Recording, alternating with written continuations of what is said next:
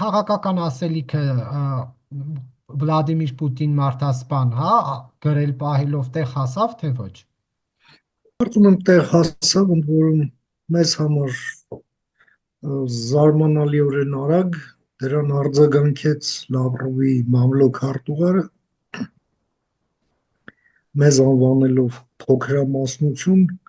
մինչդեռ փոքրամասնությունը ինքն է եւ իր պրոքսիները Հայաստանում,